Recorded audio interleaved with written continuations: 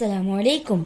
कहानी शुरू करने से पहले ये जान लेते हैं, रॉ जबर के साथ आवाज रॉ, रॉ जेर के साथ आवाज री, रॉ पेश के साथ आवाज रू।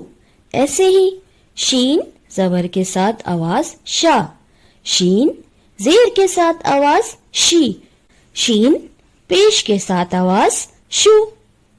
दाल नुमा मुड़ी हुई शक्ल को जज़म कहते हैं। जज़म को साकिन भी कहते हैं, जैसे शीन की आवाज जज़म के साथ श। चले आइए हम स्टोरी शुरू करते हैं। रॉ और शीन साथ जा रहे थे कि रास्ते में रॉ को जबर नजर आया। रॉ ने उसको अपने ऊपर बिठा लिया तो रॉ और जबर की आवाज मिलकर बनी रॉ जबर रॉ। ऐसे ही शीन को जज़म नजर आया तो शीन ने क्या किया, शीन ने भी जज़म को अपने ऊपर बिठा लिया, साकिन को अपने ऊपर बिठा लिया तो शीन की आवाज साकिन के साथ मिलकर बनी श। तो रॉ जबर और श की आवाज मिलकर बहुत इंटरेस्टिंग सी आवाज बनी, जैसे रॉ जबर रॉ और शीन साकिन मिलकर बने रॉ शीन जबर रश, जैसे रॉ शीन जबर रश। इसी तरह रॉ और शीन एक दफा जा रहे थे कि रास्ते में उनको जेर नजर आया तो रॉ ने क्या किया, जेर के ऊपर बैठ गया।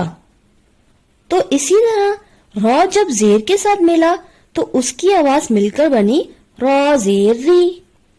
और इसी तरह शीन को साकिन नजर आया, जज़म नजर आया तो शीन ने जज़म को अपने ऊपर बिठा लिया तो शीन जब जज़म के साथ मिला तो उसकी आवाज बनी श। तो रॉ जेर री और श की आवाज मिलकर आपस में बनी रॉ शीन जेर रिश, जैसे रॉ शीन जेर रिश। अच्छा, तो फिर इसी तरह अगर रॉ को पेश मिला और शीन को जज़म मिला तो क्या आवाज बनेगी, आप लोग बताइए, जल्दी से सोच कर बताइए। आपके माइंड में क्या आ रहा है, रॉ पेश और शीन की श आवाज मिलकर क्या बनेगी? बिल्कुल, शाबाश, वही जो आपके जहन में आया। रॉ पेश रू और शीन साकिन मिलकर बनेंगे रुश, जैसे रॉ शीन पेश रुश, जैसे रॉ शीन पेश रुश। आज हमने जज़म के बारे में सीखा।